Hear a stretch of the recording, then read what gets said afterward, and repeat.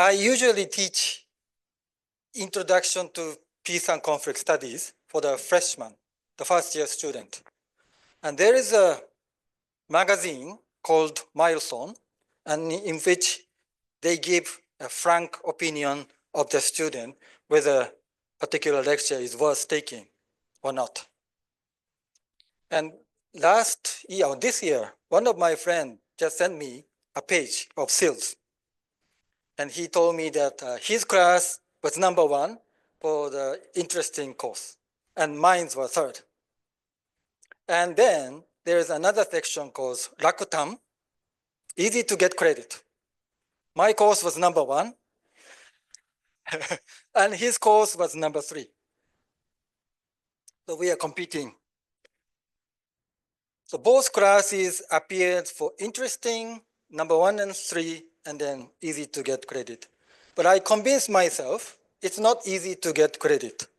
Raku is not raku, it's fun. It's a fun course, but you can still get the credit.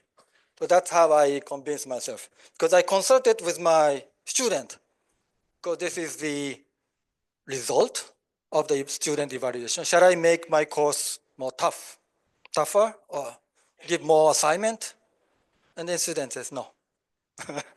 It's good as it is. When I came to SILS back in 2013, so there I had no previous record of teaching here. So in the milestone, there was no mentioning of my course. And at that time, that class was only attracted some 20 students. So it was quite okay. 20 students, I can easily remember everybody's name and face. But then gradually, the popularity goes up, and then 19 students, 100 students, 120 students. And I gave up remembering everybody's name because it's kind of tough. But I always try to make a course not one-way lecture. So I will usually ask students first, give some kind of a task. And then, based on what they have done, I will ask them how they felt, or what was their strategies, or would you do it differently if you have found that your original idea was not successful. So this introduction to peace and conflict studies is a very participatory classes, and hopefully I would like to keep that kind of a method. And today, I thought I was right. Most of you are high school students. So rather than talking something ordinary in my classroom, I will focus on youth. By the way, this is my website QR code. If you are interested in, please go there. And I call myself as a peace builder, and I work for Waseda right now, but I do also have my own NGO in Okinawa. Back in 2002, I went to Okinawa and established an NGO.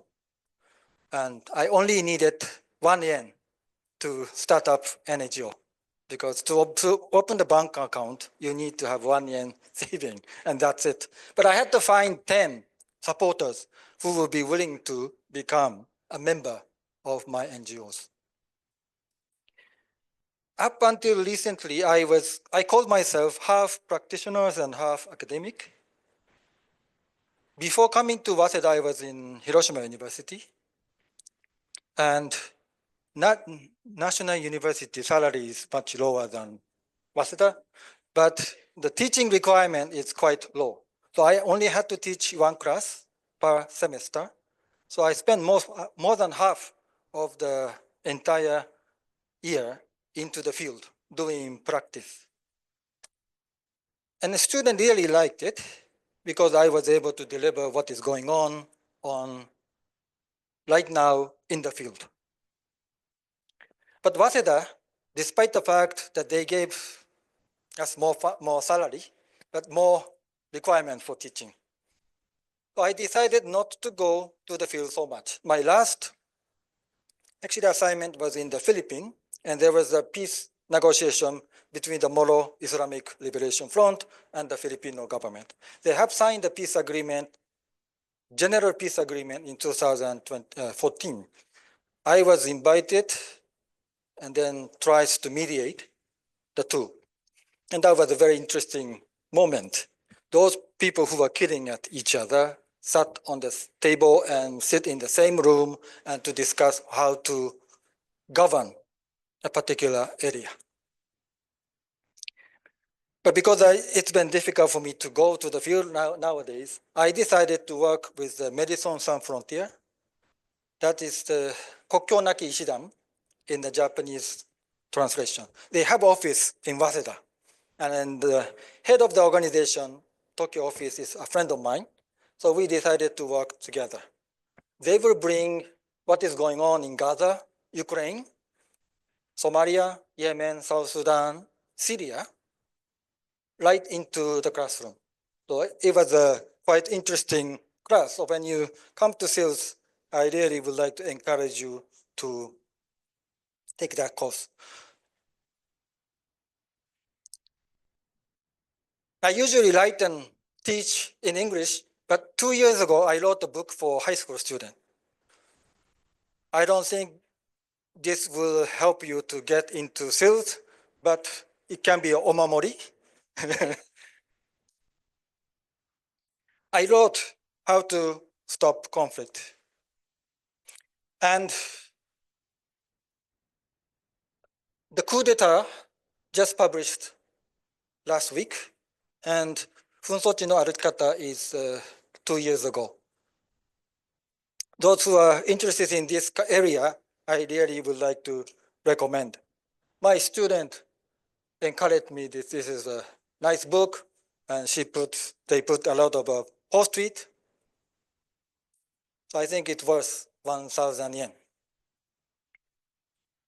Of course, I also published a book, one on peacekeeping and the other one on peace building.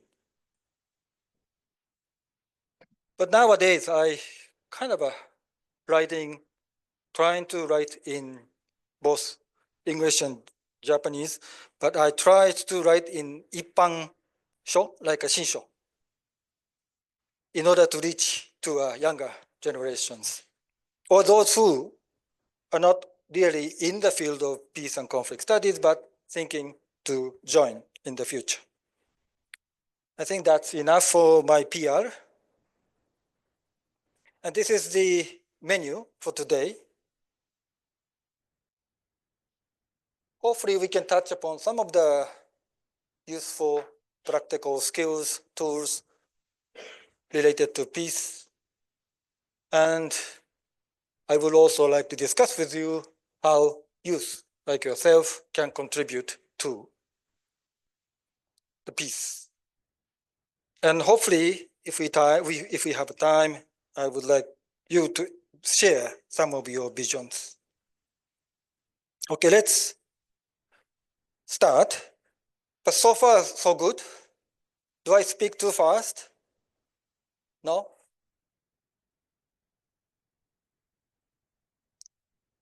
Don't be shy. If it is too fast, I will slow down. I would like to ask you a question. When you have some disagreement with someone, how would you do it usually? What do you usually do? I give you 4 options. Option A, go along with the other person. I used to take this option when I'm dating with a girl,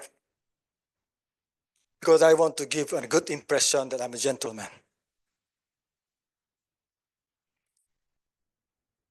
Some people would take B, persuade the other person to follow my opinion. perhaps this kind of a strategy is used by parents. You should go to KO, not Waseda, something like that. But you have to persuade your parents. Coming to Waseda is so much better than coming to KO, right? Some people would say, okay, I don't want to talk about it. I don't want to be in a disagreement with anyone. Others, option D, said, listen carefully to other person's opinion and try to find a common ground.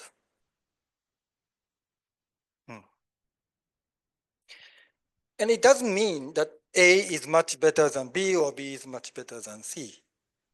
All options are credible and legitimate depending on the circumstances and the stakes that you have. There is some kind of a 心理 test and to find which one you usually take. And because I'm the peace and conflict studies professional, I thought my usual reaction would be D. Guess what? Mine were C. It's probably I'm too Japanese. I don't want to be in trouble with somebody else, so I rather would avoid this kind of things. But I would like to check with you. This is the QR code, and if you go there, you can vote. By the way, this semester, at the end of this semester, I had the simulation and asking students to perform particular role, and we were discussing the Rohingya refugee issues. Some students play the role of Rohingya refugees, some people play the role of a Myanmar military government, some play the role of Bangladesh government, and some play the role of local community leaders. And then I picked the one who usually decide A, B. Persuade the other person to follow my opinion to play the role of a Myanmar military government. If you have an access to this QR code and there is a Google document, please vote.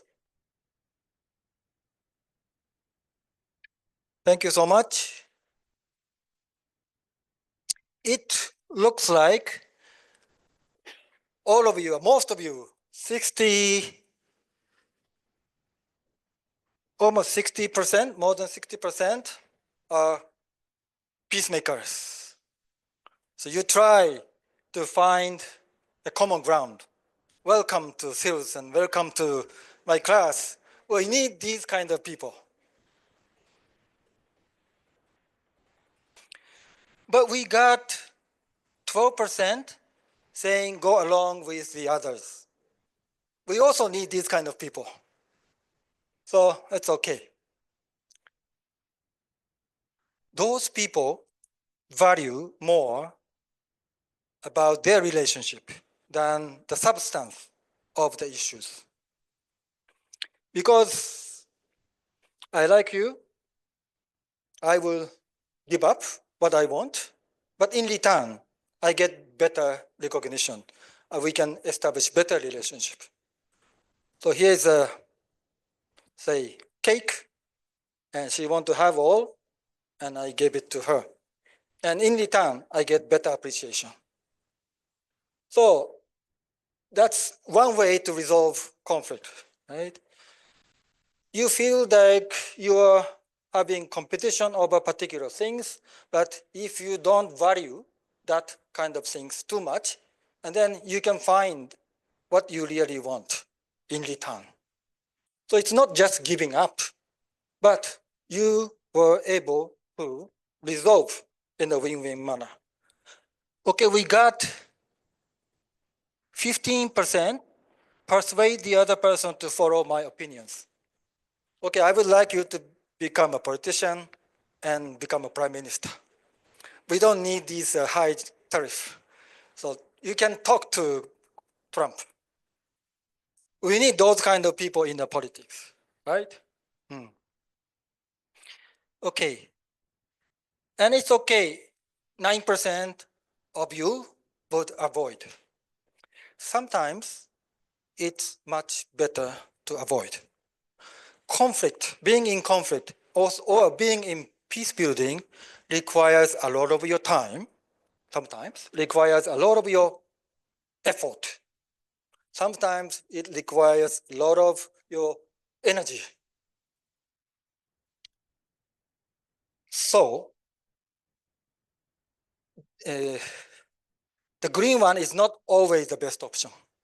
You need to know when you should walk away and when you should stay and trying to find a common ground. Thank you very much. Thank you very much for your cooperation. Now we have technologies and we can easily collect the student opinions about particular things, and then we can share. And based on these things, in a normal classroom, I would like to ask students why you usually behave that way.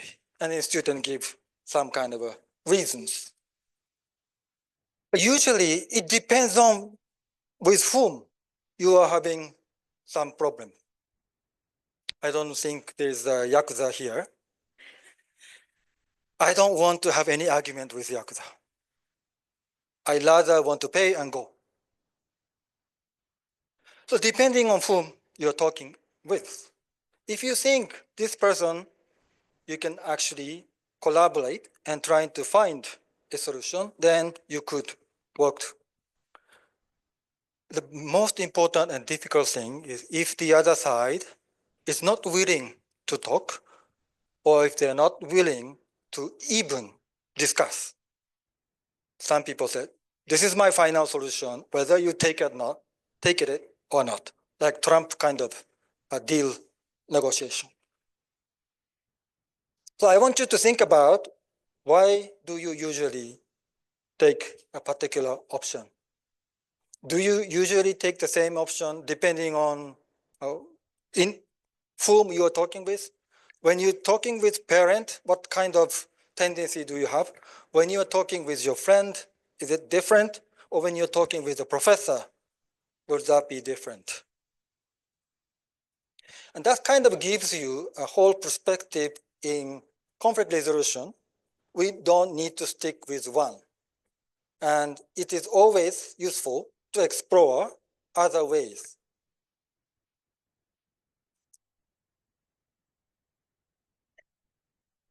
So let me move to a particular skills. I often give this exercise in the classroom to the student. There's only one very ugly looking orange. And there's only one. And both of us want it. How would you solve this situation? There are maybe a number of ways. Most of the time, students end up with saying that we will split the orange into two. And I get half and she got half. Anybody has creative idea other than splitting the orange into two?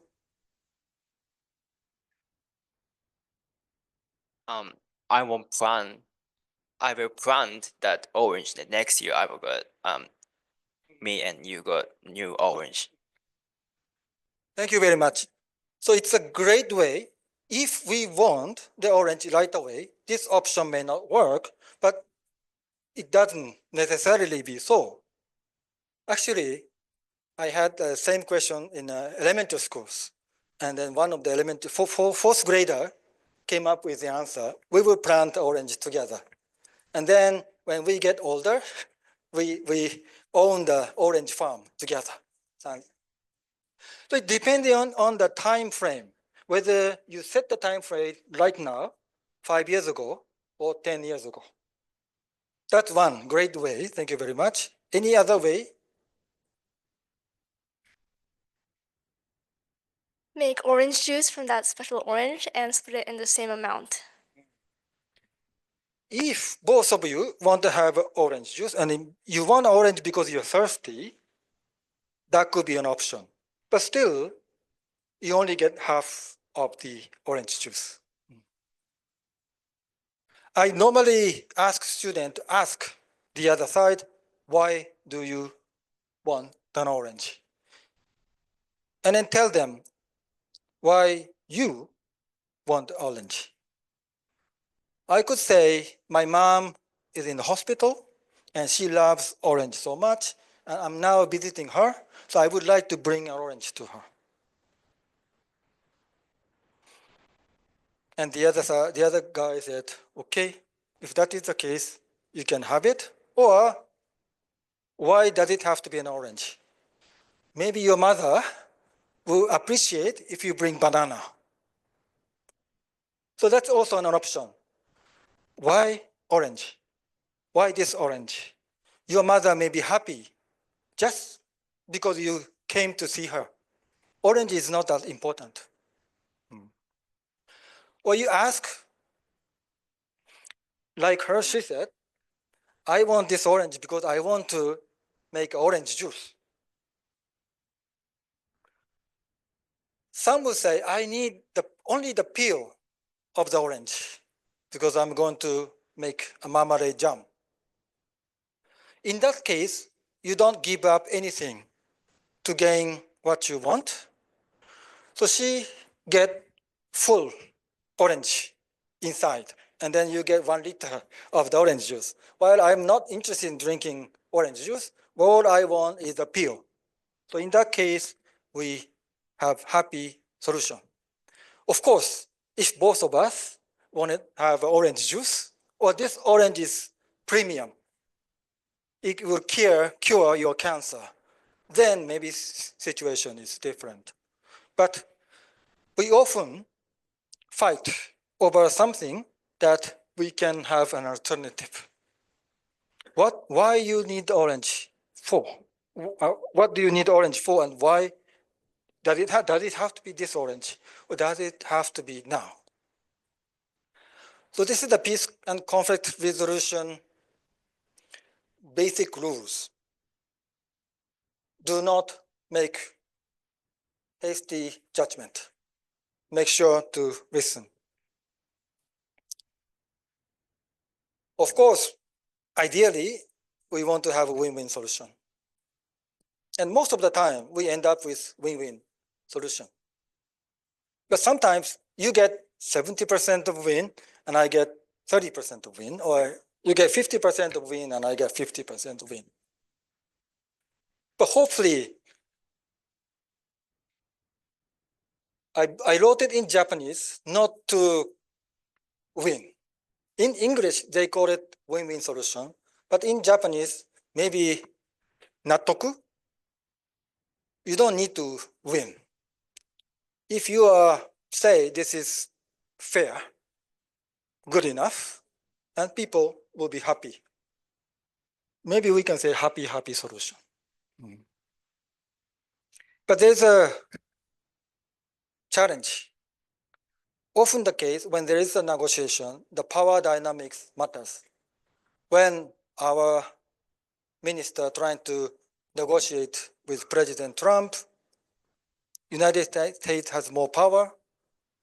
So we say we got some win-win solution, but still it's good for United States. So maybe 90% good for United States and 10% good for us. And that kind of always gives a ethical question. We all want to see conflict to stop. So Ukraine and Russia was fighting for 3 years, and every day youth like yourself are being killed. So we want to finish it as sooner, but then now the Russia already occupied particular territory, and in order for Russia to sign a peace agreement or at least ceasefire agreement, Ukraine have to give up some of their territory. And maybe it's not a just solution, fair solution. It's not good for weaker party. So it's a kind of a very difficult discussion. Among us, we always debate. whether we need to end the war as soon as possible so that we stop further casualty. Or we should fight until we can have just solution. We can have a fair solution.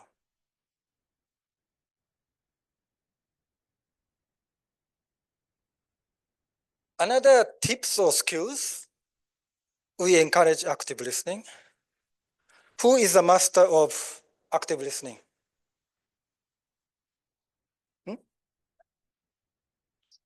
Mr. Kishida, former Prime Minister Mr. Kishida, he told himself that he's a good listener. Actually, it's very difficult to listen. When I am having a conversation with my friend, I'm listening to what he or she is saying, but I am always thinking about what to respond. Maybe I listen to 50% and then thinking what I should say next. When I was studying abroad in the United States, everybody talks. They don't give you an opportunity to speak up unless you cut in. So I was waiting and waiting for the opportunities and nobody gave me a turn. And then by the time conversation ends, I can jump in, but it's already kind of outdated things. So I decided, okay, I gave up interrupting anyone, but at the very end of the class, I make some very good comment so that everybody feel that we need to listen to what I want to say. So I keep doing this for the first several weeks, and then other students decided to ask me.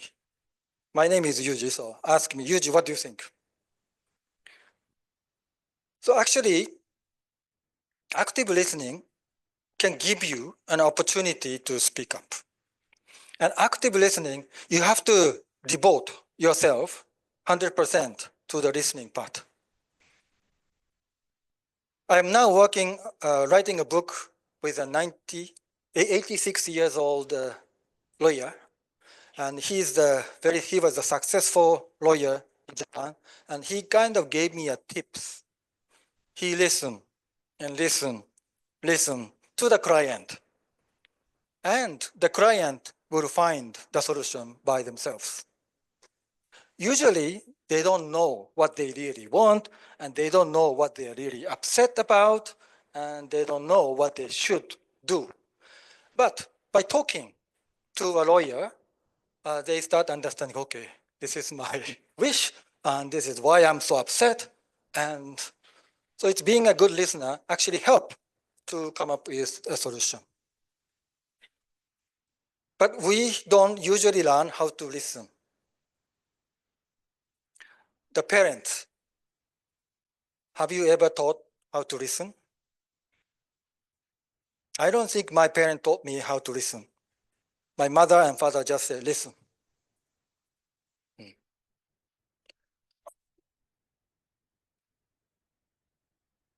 There are another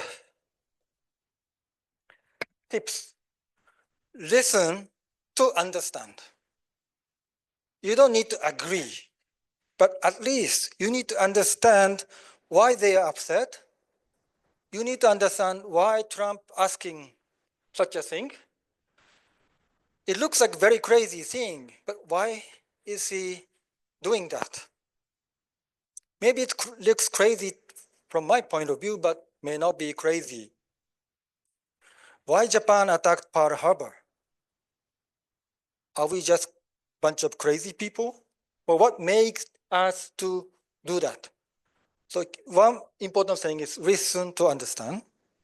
We can guess, but our guess can be wrong. It's better to ask. And do not interrupt. It is a sign that when you interrupt, what the others are saying is not so important. It's kind of unconsciously, you are telling the message, I heard enough, and then your message is not worth listening, so I'm going to contribute. when I'm teaching here, most of my students is using English as a second language. So, and I wanted to encourage, say, Japanese students to talk. So I kind of have overreaction gestures, and then, good aizuchi. But in Belgium, if you say like, oh, or really, or nice, and that means I want to talk. So some student coming from Belgium said, it's rude to say, or really? Well, I thought this is a good gesture that's telling I'm listening. But from his point of view, it's as if I'm demanding that stop talking and then give me a turn. So second rule is do not interrupt while there's talking. Let them talk and then finish. And then you can start. And number 3 is asking questions. And this is very simple, but always very difficult. I also train UN officials. And when we train, we give a role play simulations. And most of the time, the UN, because they believe what they're doing is right things, we were doing this to save most vulnerable people. If we don't deliver the food right now, many people will get starved to death. So you need to allow us to go to that village. They always kind of say what they want to do, but they don't ask, why are you blocking? Why do you know you don't want us to deliver food to that village? And then they may tell something that you can work. Maybe they said there's also people in hunger, and we also want you to take care of them. Or maybe they didn't get any authorization from their bosses. If that is the case, then I can talk to his superior. So asking questions is a very important thing. And of course, we can always quickly summarize. I think I heard you saying A and B and C, and am I correct? And if I don't understand correctly, could you correct me? And this is also important message when you want to do active listening. And this is what my supervisor when I was an undergraduate student told me, that never ever make judgment. You are not that good. You are not God. According to my supervisor, it's only the God who can make a final decision. Humans always make mistakes. So you can at least postpone your final judgment. When you are listening, do not make any judgment. Once you think that, okay, this is bullshit, then people will notice.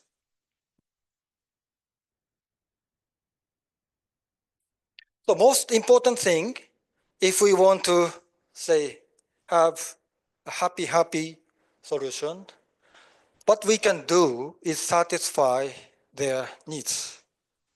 My co-author, 86 years old attorney, said, this is his role as a mediator. You listen to the client wishes and maybe try to understand their emotions. Otherwise, you cannot suggest any effective solution. I'm also a parent, so I think I know what is going on with my kid, but probably I don't understand them well enough. So it's always good to ask, why are you really want to come to sales? Is it better to go to Seike? Why sales? Maybe student will have their own answer. As a parent, you can give an advice, but the final decisions are made by your own son or daughter. And to come up with the better advice or suggestions, it is very important to know what they really want. And most of the time, we don't know what we really want. I bought this kimono, and I don't know why I really want this kimono, right? Sometimes in the bargain, and this is 50% off.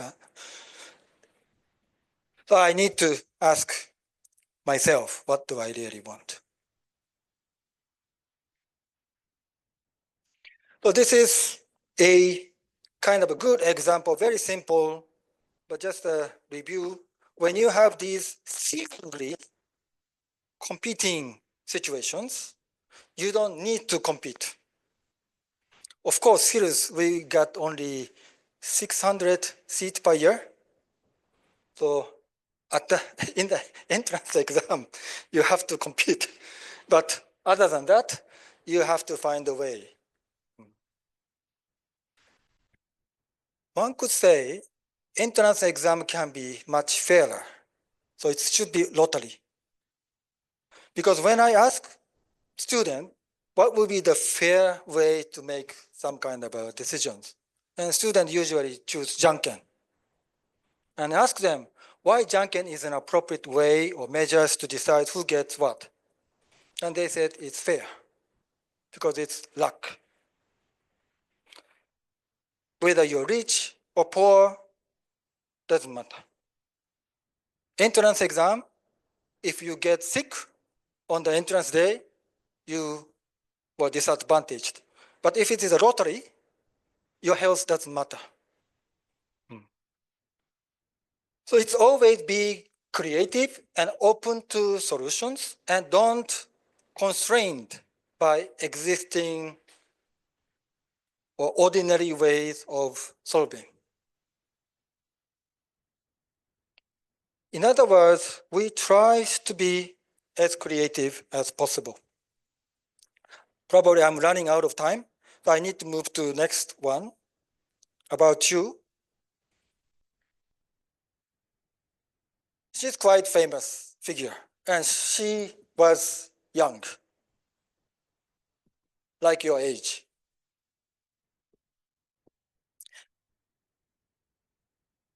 She was also young, and she made huge impact.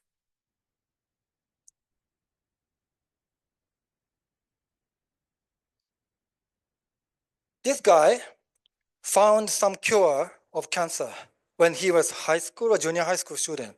He had no medical background, but internet is available. All he did was searching the internet and come up with a cure. He was like 14 years old.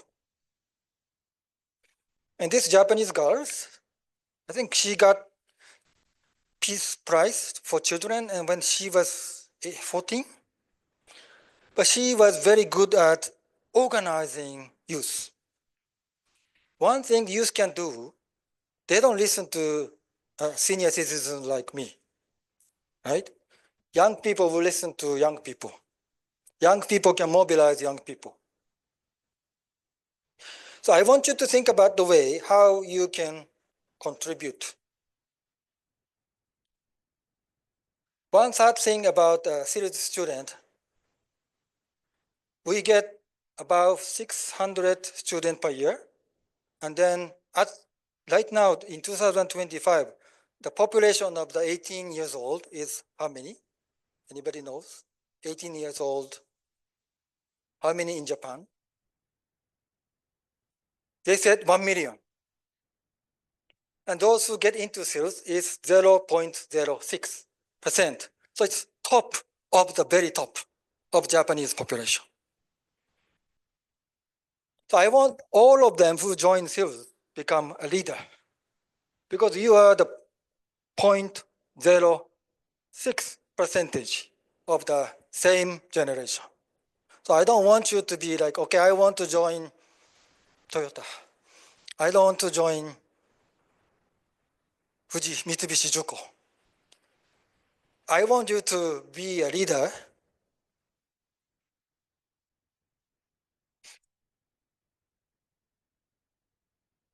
Oh, it's already time, so I have to conclude. But this is the kind of things that I want you to start thinking about how can you work as a high school student or youth to avoiding war. It is fortunate that we don't have a conscriptions, but I have a student coming from South Korea, and at the age of 18 or 19, they have to go, if you're a man, 2 years of military service.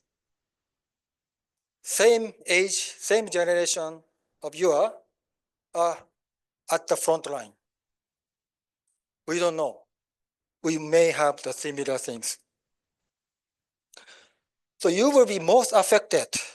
I don't think I will go to the battlefield, but you will be most affected. So how can you protect your learning environment? Actually, during the World War II, many Waseda and Keio students, they were mobilized and they went to battlefield. You don't want to do that. So it is in your advantage to contribute to avoiding war. And another thing is, while you're in university, and particularly the fields can accommodate a number of different students coming from very different backgrounds. We have students coming from China, students coming from Taiwan, students coming from South Korea, and we discuss about what happened 1945 or during the Japanese colonizations. We have different understanding of the history. We may feel that we were, to some extent, victims, but we often forget about we were also perpetrators. But South Koreans, Chinese often remember Japanese as a perpetrator. So how shall we overcome these differences? And this is what I tried to convey in my classes of Introduction to Peace and Conflict Studies. When we find some differences, what kind of skills, technique, theory we have to overcome? And many students will say, we are students, so we are here to learn. And it's a very legitimate statement. But what I would like to advocate is one step further. After you learn, how you are going to use what you learned to change the world in a better place. So shifting from listening to something making. And I want you to invite applicants who are willing to do this.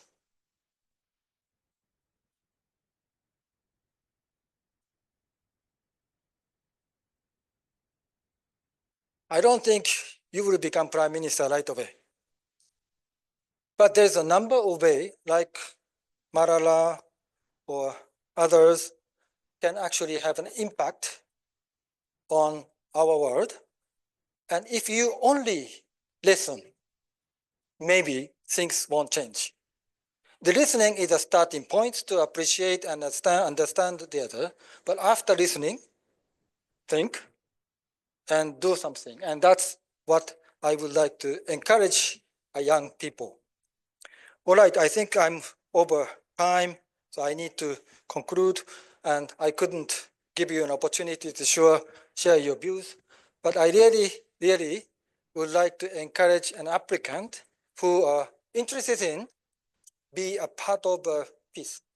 Right now, it feels powerless. The war cannot be stopped in Gaza, Ukraine, and we also have refugees in Bangladesh, military coups. But if we gave up, the things will not go for better. So we have to kind of resist. And we are very much, and I'm very much looking forward to have young people who are willing to be a leader. And being a leader can be in a house, in a small group, or it can be in a community. Okay. Looking forward to seeing you in the classroom.